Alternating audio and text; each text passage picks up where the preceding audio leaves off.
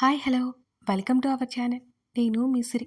ఈరోజు మనం చెప్పుకోబోయే కథ ఇష్టమైన సకుడ పార్ట్ 143.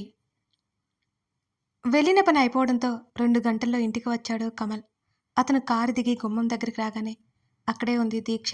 బ్యాగ్ పట్టుకుని అలాగే కూర్చుని ఉన్నామని చూసి ఎక్కడికి బయలుదేరావు అని అడిగాడు కమల్. దీక్ష ఏడుస్తోంది. అది చూసి అతను విస్తుపోయాడు. ఏమైంది అయోమయంగా అడిగాడు కమల్. బావా అంటూ చేతిలో బ్యాగ్ వదిలేసి అతన్ని హత్తుకుంది. కమల్ చిరాగ్గా ఆమె భుజాలు పట్టుకుని వెనక్కి జరిపాడు. ఏడవడం ఆపి ముందు ఏమైందో చెప్పు.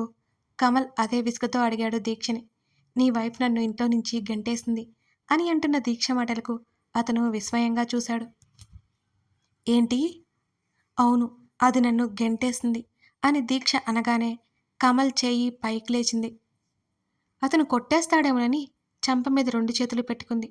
అప్పటికే అమృత కొట్టిన దెబ్బలు ఆమె చెంపల మీద వాతలు పడ్డాయి. విసుగ్గా చేతిని కిందకి దించి మర్యాదగా మాట్లాడు. అది ఇది ఏంటి? కళ్ళు ఎర్రచేసి చూశాడు కమల్.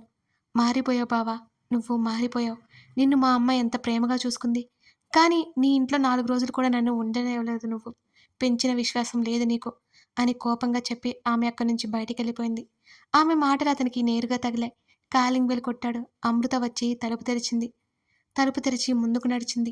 ఆమె ఏదో ఆలోచనలో ఉన్న కమల్ ఆమెని గమనించనే లేదు. అతను వచ్చి సోఫాలో కూర్చొని వెనక్కి వాలాడు. అమృత గదిలోనే అలాగే ఉండిపోయింది. మరో పావుగంటైనా సరే కమల్ అలాగే కూర్చున్నాడు. అమృత బయటకు వచ్చింది. కమల్, లంచ్ చేద్దాంరా. ఆమె నెమ్మదిగా అతన్ని పిలిచింది. తినాలి అని లేదు అమ్మో, కాసేపు ఆగి తింటాను అని అన్నాడు కమల్. అతను అలాగే కళ్ళు మూసుకుని వెనక్కి వాళ్ళని చూస్తున్న అమృత నెమ్మదిగా అతని దగ్గరికొచ్చింది. అతని కాళ్ళ పక్కనే కింద కూర్చుని అతని తొడ మీద ముఖం పెట్టుకుని అమృత ఏడ్చింది. ఒక్కసారిగా ఉలిక్కిపడ్డట్టు ఇహలోకంలోకి వచ్చాడు అతను. అమ్ము, ఏమైంది? అతని స్వరంలో ఆదుర్ద స్పష్టంగా వినబడుతోంది. ఆమె తల మీద చెయ్యేసి, ఎందుకు ఏడుస్తున్నావు? ఏమైందమ్మా? అతను అడుగుతుంటే అమృత ఏడుస్తూనే ఉంది. గబాన్ల ముందుకు వంగి ఆమె భుజాలు పట్టుకుని పైకి లేవదీసి పక్కన కూర్చోబెట్టుకున్నాడు. అమృత మోకాళ్ళ మధ్య తలదాచుకుంది. ఐఎమ్ సారీ కమల్, ఆమె ఏడుపు గొంతుతో చెప్తుంటే ఏమైందో అర్థం కాలేదు. దీక్షని నేను గెంటేశాను ఆమె చెప్తుంటే. సరే, ఇప్పుడు ఏమైంది? ఎందుకు ఏడుస్తున్నావు అంటున్న అతన్ని ఒక క్షణం ఆశ్చర్యంగా చూసింది. నిన్ను వాళ్ళ ఫ్యామిలీలా ఎంత బాగా చూసుకున్నా నేను ఆ పని చేయలేకపోయాను. ఇక్కడ నా స్వార్థం నేను చూసుకున్నాను అని ఆమె చెప్తుంటే దీక్ష మాటలు వినదని కమల్కి అర్థమైంది. అమృత తలని దగ్గరికి తీసుకొని, నువ్వేం చేసినా ఆలోచించి చేస్తావు. నువ్వేంటో నాకు తెలుసు. నీకు కూడా కోపం తెప్పించిందంటే దీక్ష ఎలా బిహేవ్ చేసి ఉంటుందో అంచనా వేయగలను. తను ఏదో అందని నువ్వు ఫీల్ అవ్వకు అని అన్నాడు కమల్. తప్పలేదు కమల్, తను తప్పుగా మాట్లాడుతోంది. ఆ మాటలు నేరుగా వినలేను. నేను ప్రశాంతంగా ఉండలేను ఆమె బేలగా చెప్తుంటే నెమ్మదిగా ఆమె కన్నీళ్లు తుడిచింది. అందుకే చెప్పాను, దీక్ష ఎక్కడా ఉండడం కరెక్ట్ కాదని. నువ్వే వింటే కదా. ఎంతో మృదువుగా చెప్పాడు అతను. అమృత ఇంకేం మాట్లాడలేదు. అతని భుజం దగ్గర ముఖం దాచుకుంది. దీక్ష మాటలు ఒక్కసారిగా గుర్తు చేసుకుంది. తనని దీక్ష ఎంత అసహ్యంగా చూసిందో గుర్తొచ్చింది అమృతకి. తను ఏం తప్పు చేసింది? కానీ నిందలు తనకేనా? ఎంతకాలం ఇలా? ఆ రోజు కూడా అర్ధరాత్రి ధరణి ఏడుపు సన్నగా వినబడుతోంది గగన్కి. అతను ఉలిక్కిపడి చూశాడు. ధరణి వైపు చూశాడు. ఆమె చేత్తో ఎవరినో పిలుస్తున్నట్టు భయపడుతోంది. ఆమె భుజాలు పట్టుకుని మరింత గట్టిగా లేవదీశాడు. ధరణి అప్పటికే ఏడుపు ఆపేసింది. ఆమె ఒకవైపుకు తిరిగి ముడుచుకుని పడుకుంది. ఆమెను లేపడానికి ప్రయత్నం చేశాడు కానీ గాఢ నిద్రలో ఉంది. అతనికి నిద్ర పట్టలేదు. ధరణి దేని గురించి భయపడుతోంది అతనికి అర్థం కాలేదు. అతను లేచాడు. గది నుంచి బయటకు వచ్చాడు. లివింగ్ ఏరియాలో అటు ఇటు తిరగసాగాడు. మొన్న కూడా ఇలాగే జరిగింది. మధ్యలో బాగుందనుకుంటే మళ్ళీ ఏంటిది? అతను ఆలోచిస్తున్నా ఎంతకీ తెగలేదు. మరుసటి రోజు ధరణి హాస్పిటల్కి తీసుకెళ్లాలని అతను ఫిక్స్ అయ్యాడు. ఆ రోజు రాత్రి తనతో తల్లి ఉంది. హర్ష రాలేదు. ఆ గదిలోకి ఆమె చేతిలో ఉన్న ఫోన్ తిరగేస్తూ ఉంది వేద. ఆమె మర్చిపోయిన జ్ఞాపకాల గుర్తులు ఆమె కళ్ళ ఎదుట స్పష్టంగా కనిపిస్తున్నాయి. పాస్వర్డ్ తెలియకుండానే ఓపెన్ చేసేస్తుంది. సీక్రెట్ గ్యాలరీ కూడా ఓపెన్ చేసింది. ఆమె నమ్మలేనట్టు ఆమె కన్నులు వెడల్పయ్యాయి. తనవి హర్షవి క్లోజ్గా ఉన్న పిక్స్ ఎన్నో ఉన్నాయి. అది తన ఫోన్లో. బర్త్డే సెలబ్రేషన్ రోజు వాళ్ళిద్దరూ రాత్రి తీసుకున్న వీడియో. అతను అతనితో తనంత క్లోజ్‌గా ఉందా? ఇద్దరి మాటలు స్పష్టంగా వినబడుతున్నాయి. ఆమె వెంటనే ఆ ఫోల్డర్ క్లోజ్ చేసింది.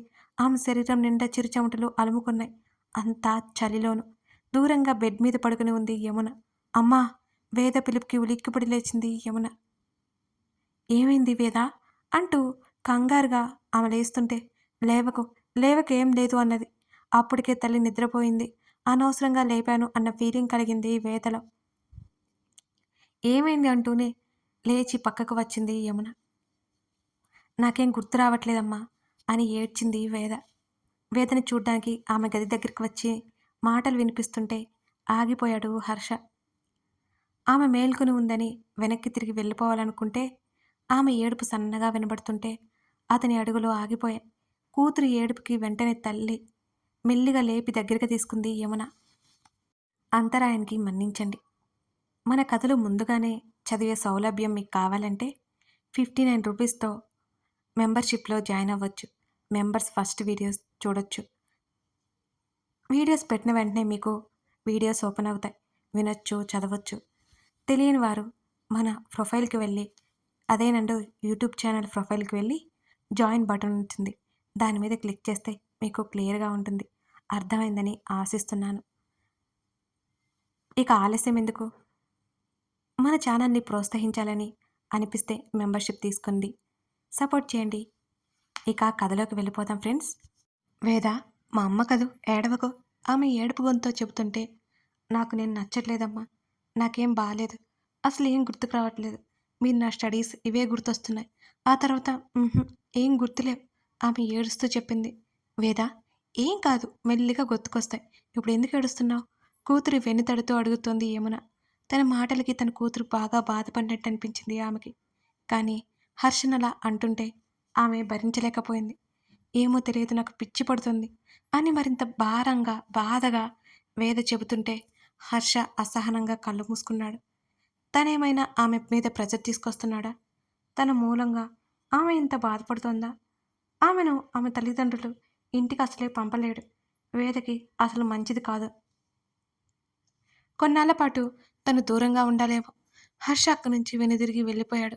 వేద కాసేపటికి కుదురుకుంది. కూతురిని బెడ్ మీద మెల్లిగా పడుకోబెట్టి కళ్ళు తుడిచింది యమున. నువ్వు ఏడ్చి ఆరోగ్యం పాడు చేసుకోకు. నెమ్మదిగా గుర్తుకొస్తాయి. డాక్టర్ చెప్పారు కదా అంటూ ఆవిడ కూడా కళ్ళు తుడుచుకుంది. నెమ్మదిగా చెప్పి ఒక పక్కకు ఒత్తిగిల్లింది వేద. తనకేవో గుర్తుకొస్తున్నాయి. అవి నిజమో కాదో తెలియట్లేదు. తనకి గుర్తొస్తున్నవి ఇప్పుడు ఎదురుగా ఉన్నవి పోల్చుకుంటుంటే పొంతన లేకపోతుంది వేదకి. ఉదయాన్నే లేచిన ధరణికి తలంతా భారంగా అనిపించింది. తల పట్టుకుని నెమ్మదిగా లేచి గగన్ కోసం వెతికింది. అతను అదే రూంలో సోఫాలో కూర్చుని ఏదో ఆలోచిస్తున్నట్టుగా గడ్డం తడుముకుంటూ ఒకవైపుకే చూపులు నిలిపి ఉన్నాడు. బావా, ఆమె నెమ్మదిగా పిలవగానే ఇహలోకంలోకి వచ్చిన వాడిలా వెంటనే తల ఎత్తి చూశాడు. ఆమె ఏదైనా చెప్తుందేమోనని లేచి ఆమెకు దగ్గరగా వచ్చాడు. తలంతా నొప్పిగా ఉంది. ధరణి 2 చేతులతో తల పట్టుకుని అసహనంగా ముఖం పెట్టుకుని చెప్పింది. చెదిరిన ఆమె జుట్టు సవరిస్తూ లేచి ఫ్రెష్ అయ్యిరా, రిలాక్స్ అవుతావు అని అన్నాడు అతను. ఈరోజు కూడా రాత్రి ఏం జరిగిందో ఆమెకి గుర్తులేదు. అతనికి అర్థమైపోయింది. ధరణి ముఖం వికారంగా పెట్టుకుని అప్పుడేనా, ముందు నేను కాఫీ తాగుతా అని అంటుంటే అతను కళ్ళు చిన్నవి చేసి చూసడంతో ధరణి మూతి ముడుచుకుంది. మాట్లాడకుండా పో, అతను సీరియస్గా చెప్పడంతో ఆమె ముఖం మార్చుకుని వెళ్ళిపోయింది అక్కడి నుంచి. మరో గంట తర్వాత జుత్తు దువ్వుకుంటూ ఓరగా తల తిప్పి చూసిన పతి నుంచి ఓ చూపు కూడా తన వైపు లేకపోవడంతో తెగ డిసప్పాయింట్ అయి మూతి తిప్పేసి రెడీ అయిపోయింది ధరణి. ఒకసారి అద్దంలో చూసుకుని సైలెంట్గా గగన్ దగ్గరికి వచ్చి నిలబడింది. ఆమె పాదాలు తన కళ్ళకి కనిపిస్తుంటే నెమ్మదిగా తల ఎత్తి చూశాడు గగన్. ముఖం ముడుచుకుని కనిపించింది ధరణి అతనికి. ఇలా కూర్చో చెప్తూనే కళ్ళతోనే పక్కన చూపించాడు గగన్. ధరణి అతనికి కాస్త దూరంలో కూర్చోవడంతో అతనికి సన్నటిగా నవ్వొచ్చింది. అతను అలాగే చూస్తుంటే ఆ చూపులకు అర్థమేమిటో ఆమెకు తెలిసి మెల్లిగా పక్కకు జరిగింది ధరణి. నెమ్మదిగా ఆమె చేతిని అందుకుని, నేను అడిగే వాటికి దాచకుండా ఆన్సర్ ఇవ్వు అని సూటిగా ఆమెనే చూస్తూ అడిగాడు గగన్. ఏంటి? ఆమె నెమ్మదిగా అంది. అతను నార్మల్‌గా ఉన్నట్టు అనిపించలేదు. అందుకే కాస్త ఆమె భయంగా చూస్తోంది అతని వంక. "నువ్వు బాగానే ఉన్నావా?" అతని గొంతు చాలా మామూలుగా ఉన్నా, అతని ముఖంలో ఏదో గాంభీర్యత కనిపిస్తోంది ధరణికి. ధరణి గుండ్రంగా తల ఊపడంతో అతను కళ్ళు మరింత చిన్నగా చేసి చూశాడు ఆమె వంక. "బావున్నాను" టక్కున చెప్పింది ధరణి. "అసలేం జరుగుతుందో తెలుసా నీకు? రాత్రులు ఏడుస్తున్నావు" గగన్ చెప్తుంటే ఆమె కనులు వెడల్పయ్యాయి. ఏంటి నేనా?" అంటూ అతని మాటలకు విస్తుబోతూ అడిగింది ధరణి. "ధరణి, బీ సీరియస్." "నేనెందుకు ఏడుస్తాను? నిజంగానే నాకేం గుర్తులేదు." ఆమె ఏడుపు మొహం వేసి చెప్పింది అతనికి. "నీకు గుర్తులేకపోయినా ఇదే నిజం. రాత్రులు ఏడుస్తున్నావు నిద్రలోనే. దేనికన్నా భయపడుతున్నావా? ఏదైనా బ్యాడ్ డ్రీమా?" ఆమె కంగారుని గమనించి నెమ్మదిగా ఆమె చేతిని నిమురుతూ అడిగాడు గగన్. "అదేం లేదు. దేనికి భయపడట్లేదు. డ్రీమ్ కూడా ఏం గుర్తులేదు." "సరే, హాస్పిటల్‌కి వెళ్తున్నాం." "హాస్పిటల్‌కి ఎందుకు?" "ఇలాగే 2 సార్లు జరిగింది. నేను లైట్ తీసుకోలేను" అన్నాడు గగన్. "దానికెవరైనా హాస్పిటల్‌కి వెళ్తారా?" ధరణి బెరుగ్గా చూసింది. "వెళ్ళాలి తప్పదు. నువ్వు కంగారు పడకూడదని ముందే చెప్తున్నాను" అని అన్నాడు గగన్. "నేను బాగానే ఉన్నాను." "అవసరం లేదు" ధరణి వెంటనే చెప్పింది. "నోరు మూసుకొని పద." "ఏ డాక్టర్ దగ్గరికని తీసుకెళ్తావు?" "నేను రాను" అంది ధరణి. "సైకియాట్రిస్ట్ దగ్గరికి" అంటున్న అతని మాటలకి కళ్ళు వెడల్పు చేసి చూసింది ధరణి. "ఈ మాత్రం దానికి ఎవరైనా వెళ్తారా? ఏదో పిచ్చి కల వచ్చుంటుంది. అందుకని నన్ను మెంటల్ దాన్ని చేస్తున్నావా?" ఎందుకో ధరణికి ఉక్రోషం పొంగుకొచ్చింది. ఆమె మాటలకి అతనిలో కోపం పొంగుకొచ్చింది ఈసారి. "పిచ్చి పిచ్చి మాటలు మాట్లాడి నాకు తెప్పించుకో పిచ్చి. ఒకసారి వెళ్తే ఏమవుతుంది?" అతను గట్టిగా అరవడంతో ధరణి ఉలిక్కిపడింది. ఆమె ఏడుపు ఆపుకుంది. "పద" అతను చెప్పడంతో అతనికంటే ముందు గబగబా గదిలో నుంచి బయటికెళ్ళిపోయింది ధరణి. అసహనంగా నుదురు రుద్దుకుంటూ బయటకొచ్చాడు. మాలవిక టిఫిన్‌కి పిలుస్తుంటే మౌనంగా కూర్చుంది ధరణి. ఏం మాట్లాడకుండా. అక్కడ అంతా వర్ష పెళ్లి గురించి మాట్లాడుకుంటున్నారు. ధరణి తన ధ్యాసలో తానుంది. "ధరణి! ధరణి!" మాలవిక పిలుస్తుంటే పలకలేదామె. ధరణి ఆ పక్కనే ఉన్న వర్ష ఆమె భుజం పట్టుకుని కదపడంతో ఉలిక్కిపడి చూసింది ధరణి. "ఏమైంది?" అని అడుగుతున్న ధరణిని చూసి నవ్వి, "ఏ లోకంలో ఉన్నావు? అత్త పిలుస్తోంది" అని వర్ష చెప్పడంతో తలెత్తి చూసింది ధరణి. అప్పటికే కొట్టేలో ఉన్న గగన్ చూపులకి ఆమె తడబడి మాలవిక వైపు తల తిప్పింది. ఇప్పుడే నిజంగా తను పిచ్చిదయిందనుకుంటాడేమో. "చెప్పత్తా" ధరణి వెంటనే అడిగింది. "మీరు బయటికెక్కడికో వెళ్తున్నారట" మాలవిక అడగ్గానే. "బయటికంటే ఏదో అనుకోకత్తా. ఈయనగారు ఎక్కడికి తీసుకెళ్తున్నారో తెలిస్తే ఊరుకో" అని మనసులో అనుకుని గుండ్రంగా తల ఊపింది. "నేను లిస్ట్ ఇస్తాను. అవి పట్టుకురా" అన్నది మాలవిక. "సరే అత్తా" ఆమె మాట్లాడుతుండగా గగన్ బయటికి వెళ్ళిపోయాడు అక్కడి నుంచి. అనుకుంటూ ధరణి అతని కోసం చూసింది. "ఏంటి చూస్తున్నావు? టిఫిన్ చేద్దాం పదా" అని వర్ష అంటుంటే, "బావ ఎక్కడా?" ఆమె తనలో తానే అనుకుంటూ చూస్తుంటే, "ఫోన్ మాట్లాడుతూ వెళ్ళాడే బాబు వస్తాడులేరా" అంటూ తీసుకెళ్ళింది ధరణిని వర్ష. అన్నట్టుగానే తను మరో 5 నిమిషాల్లోనే వచ్చేశాడు. టిఫిన్ చేసి ఇద్దరూ బయలుదేరారు. కారులో కూర్చున్న తర్వాత ధరణి ఒక్క మాట కూడా మాట్లాడలేదు. ముఖం విండో వైపుకి తిప్పుకొని కూర్చుంది. రోజు అతని ముఖంలో చూసిన కోపం ఈ మధ్యకాలంలో తనెప్పుడూ చూడలేదు. అలా ఉంది ఈరోజు అతనిలో కోపం. అన్నట్టుగానే సైకియాట్రిస్ట్ దగ్గరికి తీసుకెళ్ళిపోయాడు. అక్కడికి వెళ్ళగానే ధరణికి కాస్త భయం పట్టుకుంది.